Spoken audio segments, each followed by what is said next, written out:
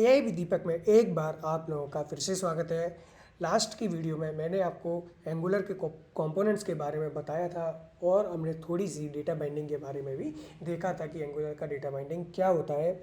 आज की इस वीडियो में मैं आपको एंगुलर की डेटा बाइंडिंग का पूरा इन्फॉर्मेशन देने वाला हूं और हम उसका प्रैक्टिकल भी देखेंगे, एक वेबसाइट भी क्रिएट करेंगे, अपना खुद का एक प्रोजेक्ट बनाएंगे जिससे आपको इसका प्रैक्टिकल नॉलेज भी हो जाएगा। तो ये आपके आने वाले इंटरव्यूज़ में बहुत ही हेल्पफुल होने वाला है। तो इसलिए आपने जो भी वीडियो नहीं देखा है वो वीडियो आप ज़रूर देखें, और अगर आपने चैनल को सब्सक्राइब नहीं किया है तो प्लीज़ सब्सक्राइब करें और इस वीडियो को लाइक करें। तो हमने देखा था कि एंगुलर डेटा बाइंडिंग क्या होता है।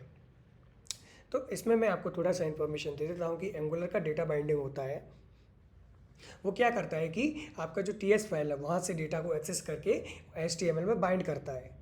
इसका सिंपल यूज़ यही है। डेटा बाइंडिंग का मतलब यही होता है कि एचटीएमएल और जो जावा स्क्रिप्ट या टाइप स्क्रिप्ट का आपका जो भी फाइल है उससे कनेक्शन, उन दोनों के बीच में जो भी कनेक्शन होता है वही डेटा बाइंडिंग होता है।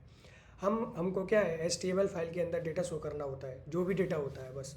वो डेटा कहाँ से आएगा? वो डेटा आएगा टाइप स्क्रिप्ट फाइल से। अब टाइप स्क्रिप्ट फाइल का डेटा अगर एचटीएमएल में सेंड करना है तो उसके कई सारे मेथड हो सकते हैं और कई सारे मेथड है भी, डॉम मैनिपुलेशंस भी है, ठीक है, jQuery भी यूज़ कर सकते हैं, बहुत सारी चीज़ें हैं। लेकिन वो क्या है कि लॉन्ग मेथड होते हैं, तो हम जनरली अपने प्रोजेक्ट में वो सब यूज़ नहीं करते हैं। तो हम क्या करते हैं, एंगुलर की जो सिंपल, वेरी सिंपल जो डेटा बाइंडिंग टेक्निक है हम उसका यूज़ करते हैं। तो आज हम देखेंगे कि डेटा बाइंडिंग का यूज़ क्या क्या होता है और इसमें जो फ्रेमवर्क यूज़ किए जाते हैं वो कौन कौन से फ्रेमवर्क यूज़ किए जाते हैं। तो चलिए दोस्तों शुरू करते हैं आज का ये शानदार वीडियो।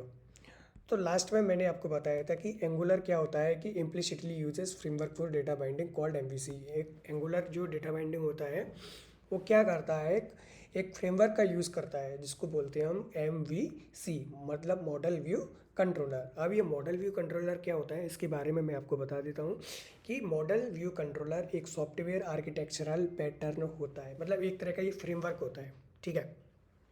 ये फ्रेमवर्क क्या करता है, इसमें हमें तीन तरह की फील्ड मिलती है। तीन तरह की फील्ड कौन कौन सी होती है?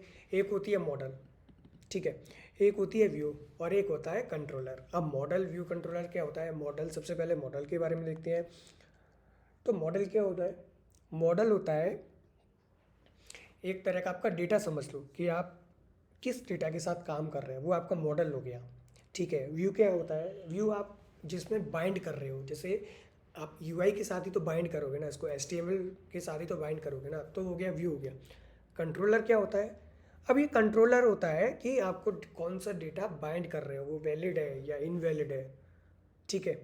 तो वो कंट्रोलर उसको हैंडल करता है। जैसे आपने कोई वेरिएबल का नेम उसमें बाइंड कर दिया, ठीक है, माई डेटा के नाम से एक वेरिएबल है, वो आपने डेटा उसमें बाइंड कर दिया, लेकिन उसमें जब टीएस फाइल के अंदर गए तो उसमें वो डेटा है ही नहीं, वो वेरिएबल का नाम है ही नहीं।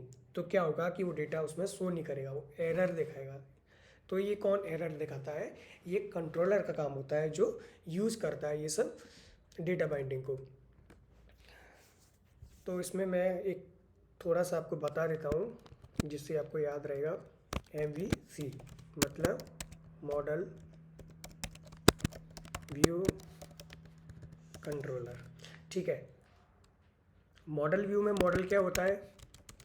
मॉडल होता है डेटा, मतलब जिस डेटा के आप जिस डेटा के साथ आप काम कर रहे हो वो डेटा होता है। तो इसमें it represents the data we are working with. हम जिस डेटा के साथ काम कर रहे हैं वो डेटा मॉडल के अंदर आता है। उसके बाद आता है व्यू। अब व्यू क्या होता है? ये यूआई से जब बाइंड करते हैं तो ये व्यू एक तरह का ये हो गया कि यूआई से जो बाइंड डेटा होता है उसको व्यू कहते हैं, जिसमें हमें दिखेगा वो व्यू हो गया। व्यू का मतलब ही तो यही होता है, ठीक है। तो इसमें हम लिख सकते हैं कि इट रिप्रेजेंट्स द यूआई और कॉन्फ़िगर द HTML। ये कहाँ कॉन्फ़िगर होता है? HTML में। यूआई से बाइंड करते हैं ना, वो होता है। एक होता है कंट्रोलर, अब कंट्रोलर क्या होता है, ये जो आपका जो डेटा बाइंडिंग है ना, उसको उसके जो फ्लो होता है कि आपने कोई डेटा उसमें बाइंड किया, उसमें एक टीएस फाइल के अंदर क्या किया कि आपका एक वेरिएबल क्रिएट किया, उसमें कुछ डेटा बाइंड कर दिया। डेटा बाइंड मतलब कुछ डेटा उसमें वेरिएबल के अंदर स्टोर कर दिया। अब वो वेरिएबल को आप HTML के अंदर क्या कर रहे हो, शो कराना चाह रहे हो। तो क्या हो गया, एक कंप्लीट प्रोसेस हो गया कि पहले आपने एक वेरिएबल क्रिएट किया, ठीक है, उसके अंदर कुछ डेटा शो किया, वो डेटा आपने HTML के अंदर आप शो कराना चाह रहे हैं तो HTML के अंदर बाइंड कर दिया। तो ये एक कंप्लीट फ्लो हो गया। ये फ्लो को कौन हैंडल करता है, कंट्रोलर। ये कंट्रोलर का काम होता है, ठीक है। क्यों, क्योंकि अगर कंट्रोलर ही नहीं है तो उसको पता ही नहीं है कि ये वेरिएबल है या नहीं है, इसमें डेटा है या नहीं है, तो शो कैसे करेगा। अगर आपने जो वेरिएबल है वो वेरिएबल का नाम ही उसमें शो हो गया फिर, तो ये सब कौन हैंडल करता है, कंट्रोलर। तो इसमें एक सिंपल लाइन इसमें लिखेंगे, इट इज़ द, इसमें लिख देते हैं, it handles overall application flow. जो भी आपका एप्लीकेशन का जो फ्लो है, ठीक है, वो कौन करेगा हैंडल, वो आपका कंट्रोलर हैंडल करेगा। तो ये कौन सा हो गया, ये हो गया भाई MVC, ठीक है। MVC पैटर्न होता है। इसके बारे में मैंने आपको अभी थ्योरी ही बताया है, प्रैक्टिकल इसका नहीं बताया है। प्रैक्टिकल में बताऊंगा, लेकिन उससे पहले हम थोड़े से कॉन्सेप्ट और सीखेंगे। तो अब आता है कि डेटा बाइंडिंग एंगुलर कितने प्रकार का देता है, मतलब कौन कौन से टाइप्स होते हैं डेटा बाइंडिंग करने के। अब डेटा बाइंडिंग कोई छोटा मोटा तो टेक्नोलॉजी नहीं है कि आपने, ठीक है, सिंपली कोई डेटा लेकर वो बाइंड कर दिया, ठीक है। उसके भी कई सारे प्रोसेस होते हैं डेटा बाइंडिंग के। और ये मैं आपको थ्योरी में इसलिए बता रहा हूँ क्योंकि ये इंटरव्यू में डेफिनेटली पूछे जाते हैं। डेटा बाइंडिंग क्या होता है, कौन सा फ्रेमवर्क यूज़ करता है, ठीक है, कितने प्रकार का डेटा बाइंडिंग होता है। तो ये आपको इंटरव्यू में सारा कुछ आपको बताना पड़ेगा, इसलिए आपको इसका थ्योरी भी पढ़ना पड़ेगा। मैं आपको प्रैक्टिकल एंड थ्योरी दोनों के बारे में बताऊंगा, जिससे आप आसानी से कोई भी इंटरव्यू आसानी से क्रैक कर सकते हैं। अब एंगुलर, अब आते हैं नेक्स्ट स्टेप पे। अब नेक्स्ट स्टेप में क्या होता है कि जो बाइंडिंग टेक्निक होती है, अब एंगुलर जो बाइंडिंग, डेटा बाइंडिंग की जो टेक्निक होती है वो दो प्रकार की होती है। फर्स्ट वन कौन सी होती है, पहली होती है one way binding, second one होती है टू वे बाइंडिंग। मतलब अब इसमें भी हम बहुत डेप्थ में जा रहे हैं, बट ये सीखना बहुत ज़रूरी है। क्योंकि आप जब इंटरव्यू देने गए, आपसे उसने पूछ लिया कि एंगुलर डेटा बाइंडिंग कितने प्रकार का होता है, फिर अगर उसने पूछ लिया कि बाइंडिंग, वन वे बाइंडिंग और टू वे बाइंडिंग क्या होता है, तो आपको बताना पड़ेगा। और ये जनरली इंटरव्यू में सारे क्वेश्चंस पूछे जाते हैं। तो सबसे पहले हम बात करते हैं कि एंगुलर डेटा बाइंडिंग कितने प्रकार की होती है। तो इसमें एक क्वेश्चन भी बन सकता है कि what is types of angular data binding. Angular data binding के कितने प्रकार होते हैं,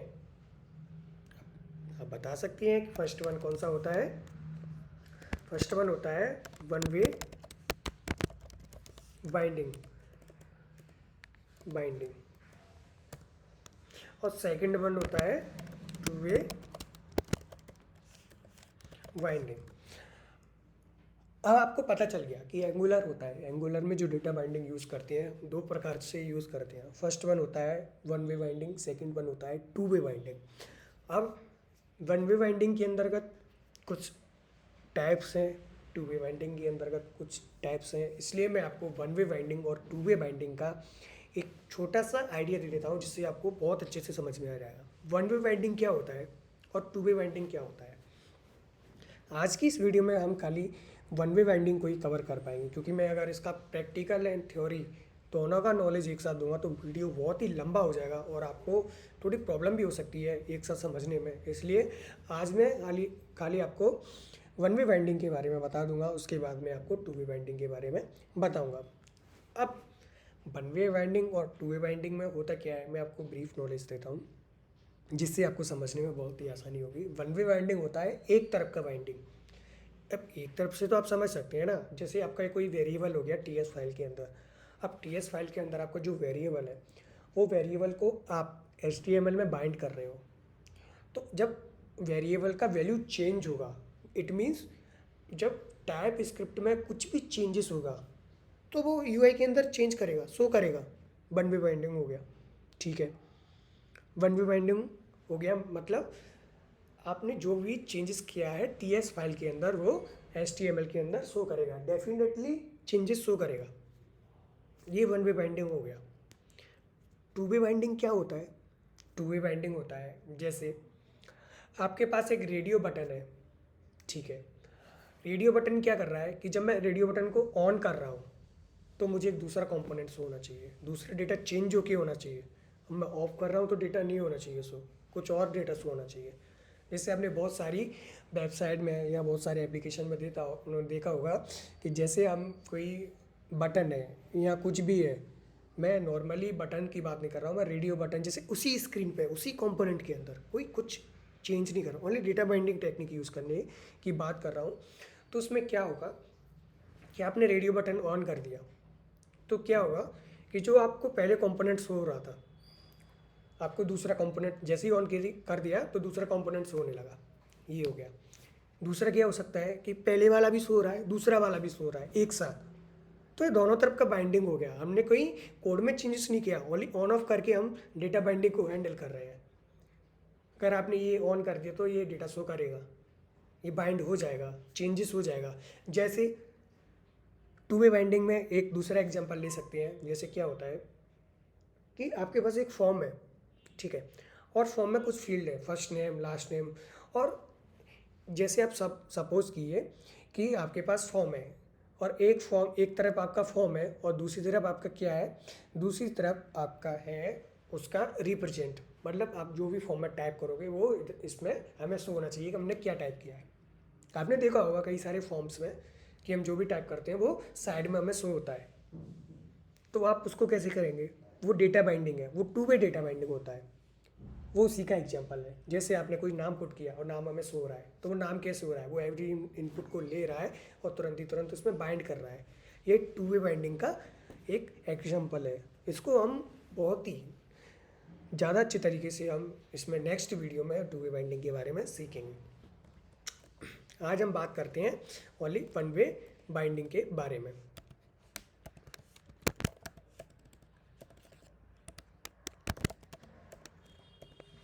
तो सबसे पहला है वन वे बाइंडिंग।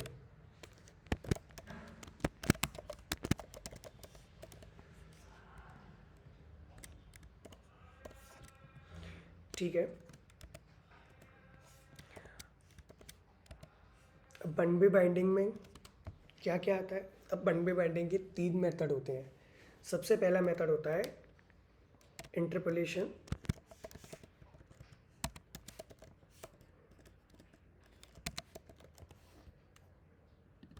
ठीक है। सेकंड वन होता है एट्रीब्यूट बाइंडिंग और थर्ड वन होता है अपना प्रॉपर्टी बाइंडिंग। अब हमारे 3 मेथड हो गए वन वे बाइंडिंग में। वन वे बाइंडिंग के कितने मेथड हैं? 3 मेथड हैं। फर्स्ट वन कौन सा है? Interpolation. Second one attribute binding. Third one कौन सा है? Property binding.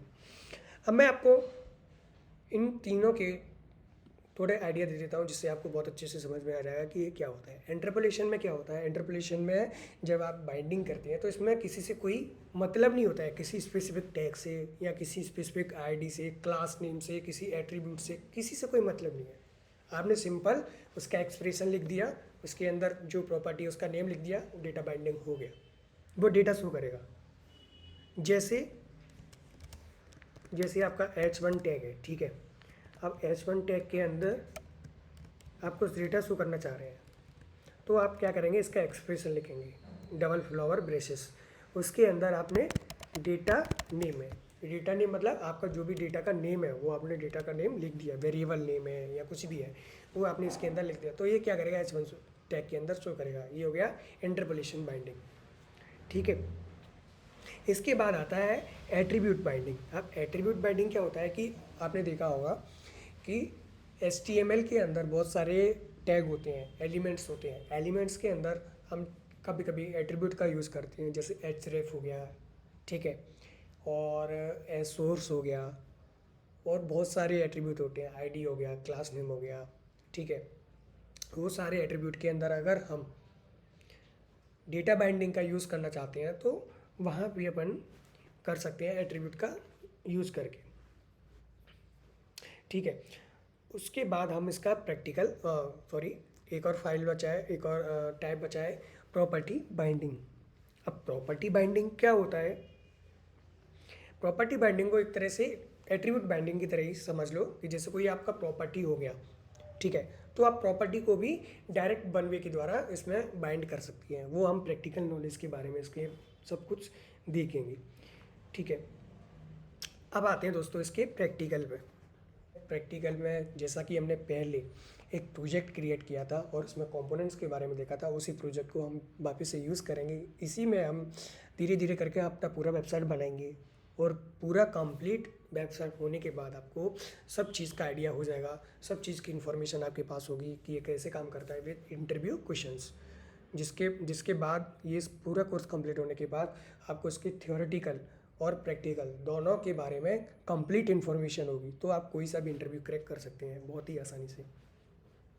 तो अभी हम कहाँ थे? अभी फर्स्ट प्रोजेक्ट अपन यूज़ कर रहे थे और उसके अंदर एक सोर्स फाइल था। सोर्स फाइल के अंदर हमने क्या बनाया था?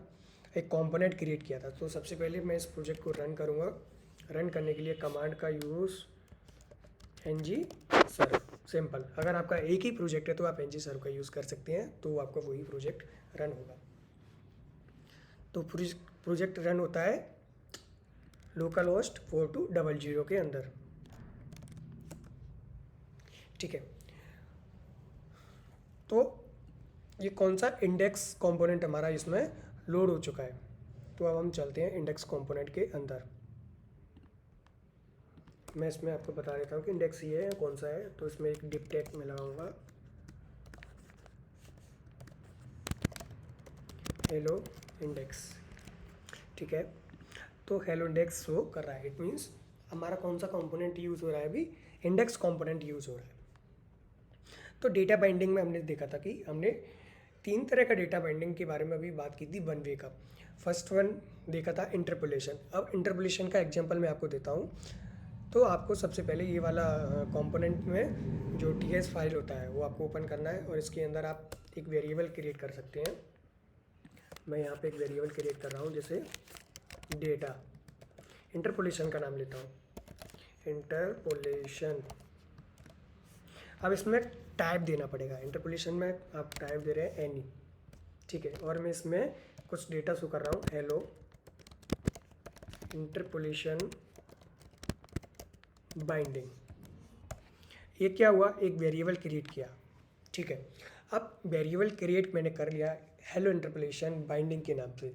अब मैं इसको बाइंड करना चाह रहा हूँ। तो इंटरपोलेशन बाइंडिंग में क्या होता है कि आपने जो भी वेरिएबल क्रिएट किया है वो वेरिएबल को आपको कॉपी करके जस्ट आपको जिस भी टैग के अंदर शो करना है। जैसे मेरे पास h2 टैग है, ठीक है।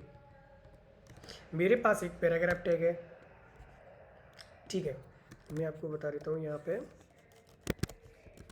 इंटरपोलेशन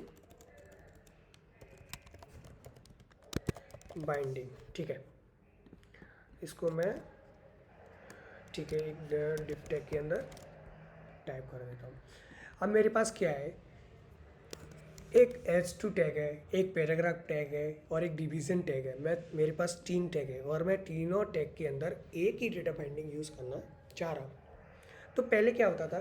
पहले हम इसको आईडी या टैग से कॉल करते थे उसको, फिर उसमें इनर HTML देके उसमें डेटा बाइंडिंग करते थे। अभी इसमें नहीं है। सिंपल क्या करना है, हमने जो भी डेटा लिखा है कॉपी करो, इसका एक्सप्रेशन लिखो। एक्सप्रेशन क्या है? डबल फ्लावर बेसिस, इसके अंदर पुट करो। आपको जहाँ भी ये डेटा टाइप करना है, जहाँ भी आप डेटा शो कराना चाह रहे हैं, सिंपल कॉपी पेस्ट करो, सेव करो, शो करो। क्या हुआ? इंटरपोलेशन बाइंडिंग हो गया और हमारा तीनों जगह एक ही डेटा शो हो रहा है। तो ये बहुत ही आसान हो गया हमारे लिए। अब कुछ भी डेटा शो करना है तो आपको कहीं भी कुछ भी कोई डॉम मैनिपुलेशंस का यूज़ नहीं करना है। सिंपली आपको डेटा बाइंडिंग के एक्सप्रेशन से आप जो भी डेटा लिखना चाह रहे हैं वो डेटा आप लिख सकते हैं। तो ये हो गया interpolation binding, one way binding का पहला टाइप। चलते हैं इसके सेकंड टाइप पे। सेकंड टाइप क्या होता है? Attribute binding. अब एट्रीब्यूट बाइंडिंग को हम और अच्छे से समझेंगे टू वे बाइंडिंग के अंतर्गत। ठीक है दोस्तों। और इसके बाद आता है प्रॉपर्टी बाइंडिंग। अब प्रॉपर्टी बाइंडिंग के अंतर्गत क्या होता है कि प्रॉपर्टी बाइंडिंग होता है, जैसे आप एक एग्जांपल लीजिए, जैसे बटन है आपके पास। अब बटन को आप क्या कर सकते हैं? आप डिसेबल भी कर सकते हैं, इनेबल भी कर सकते हैं। जैसे आपके पास सपोज कीजिए एक चेक बॉक्स है, चेक बॉक्स को क्या कर सकते हैं? आप डिसेबल कर सकते हैं, इनेबल कर सकते हैं। तो इसको हम डेटा बाइंडिंग का यूज़ करके भी हम इसको हैंडल कर सकते हैं कि आपको डिसेबल करना है या इनेबल करना है। ठीक है दोस्तों। तो देखते हैं इसका एक एग्जांपल। तो सबसे पहले चलते हैं HTML फाइल के अंदर और इसमें मैं बनाऊंगा एक इनपुट टैग। ठीक है। और इसके अंदर टैग रखूंगा क्या? Check box. और इसमें रखूंगा चेक मी। ठीक है। चेक मी हो गया। तो एक चेक बॉक्स शो कर रहा है। ठीक है। अगर मैं इसमें प्रॉपर्टी टाइप कर रहा हूँ चेक्ड, ठीक है, तो क्या होगा? ये पहले से ही चेक्ड हो गया। अब मुझे क्या करना है कि मुझे एक बटन लगा के इसको चेकड करना है या नहीं करना है, या डेटा बाइंडिंग का यूज़ करके इसको ट्रू और फॉल्स के बेसिस पर मुझे चेक करना है। तो मैं क्या करूँगा? तो मैं प्रॉपर्टी बाइंडिंग का यूज़ करूँगा। तो सबसे पहले प्रॉपर्टी बाइंडिंग का यूज़ करने के लिए हमें क्या करना पड़ता है कि हमें इसके स्क्वायर ब्रेसेस के अंदर सबसे पहले जो भी आपका प्रॉपर्टी है उसको स्क्वायर ब्रेसेस के अंदर आप रखना पड़ता है। ठीक है। स्क्वायर ब्रेसेस के अंदर रख लिया। उसके बाद इसमें प्रॉपर्टी का हम यूज़ करेंगे। तो सबसे पहले हमें एक वेरिएबल बनाना पड़ेगा कि इस चेक। आप वेरिएबल का कोई भी नाम दे सकते हैं।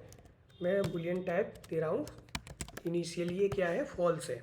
ठीक है। इस चेक। अब मैं यहाँ पे इसको यूज़ करूँगा। तो इसमें क्या हो गया? चेक्ड का वैल्यू क्या है? फॉल्स है। ठीक है। अब मैं दोनों को सेव करूँगा। तो ये क्या होगा? ये चेक नहीं है अभी, क्योंकि हमने वैल्यू दिया है फॉल्स। तो अब मैं कोई HTML के अंदर चेंजेस नहीं करूँगा, मैं करूँगा इसके अंदर चेंजेस। तो मैं इसको करूँगा ट्रू। तो क्या होगा? ये चेक होके आ रहा है। It means data binding properties में भी काम करता है। अब इसको हम एक बटन से भी ले सकते हैं। जैसे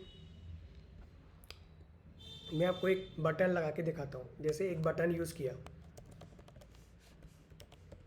बटन। ठीक है।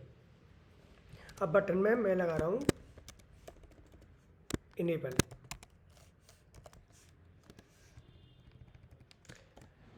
बटन में मैं यूज़ करूँगा क्लिक, और मैं कोई भी मेथड टाइप करूँगा जैसे इनेबल चेक बॉक्स। ठीक है। एक मेथड लगाऊंगा, एक फंक्शन क्रिएट किया इनेबल चेक बॉक्स के नाम से। ठीक है। और उसमें क्या करूँगा कि this dot is checked is equal to true. Initially मैं इसको फॉल्स कर देता हूँ। ठीक है। तो अभी मैंने क्या किया कि एक इनपुट था, इसमें एक वैल्यू दिया इज चेक्ड। अगर ये ट्रू होगा तो वो चेक्ड होगा, अगर फॉल्स होगा तो चेक्ड नहीं होगा। और इनिशियली मैंने इसको रखा है फॉल्स। अगर मैं इस बटन में क्लिक कर रहा हूँ तो क्या करेगा? ये फंक्शन कॉल होगा और वो फंक्शन उस वैल्यू को ट्रू कर देगा। तो देखते हैं क्या होता है। जब मैं इनेबल कर रहा हूँ तो क्या हुआ? ये डेटा बाइंडिंग लेके चेक्ड हो गया ट्रू। अब इसको टॉगल भी कर सकते हैं। टॉगल कैसे करना है? टॉगल को सिंपल, जो भी आप वेरिएबल बना रहे हैं उसको उसी में उसको फॉल्स करके उसको शो कर दो। तो क्या हो गया? टॉगल हो गया। जैसे मेरा वेरिएबल था इज चेक्ड, पहले क्या था? पहले जो भी था फॉल्स था, ट्रू था। जब ये फंक्शन कॉल होगा तो वो उसका अपोजिट कर देगा सिंपली। तो टॉगल यूज़ हो गया। अब ये हमारा क्या है? इनिशियल में फॉल्स है, चेक्ड नहीं है। क्लिक किया ट्रू हो गया, क्लिक किया फॉल्स हो गया, क्लिक किया ट्रू हो गया, क्लिक किया फॉल्स हो गया, क्लिक किया ट्रू हो गया, क्लिक किया फॉल्स हो गया। तो ये क्या कर रहा है? Data binding, property data binding का हम यूज़ कर रहे हैं। तो ये था दोस्तों data binding, one way data binding के 3 स्टेप: इंटरपोलेशन, प्रॉपर्टी बाइंडिंग और एट्रीब्यूट बाइंडिंग। आज हमने सीखा data binding, one way data binding. Next video में मैं आपको बताने वाला हूँ टू वे डेटा बाइंडिंग कैसे काम करता है, और उसके साथ एक फ्रेमवर्क भी यूज़ करते हैं, वो है MVVM फ्रेमवर्क। तो दोस्तों लास्ट तक आपका इस वीडियो में बने रहने तक बहुत बहुत धन्यवाद। अगर आपको ये वीडियो बहुत पसंद आया हो तो प्लीज़ सब्सक्राइब करें और इस वीडियो को लाइक करें। Thank you, bye bye.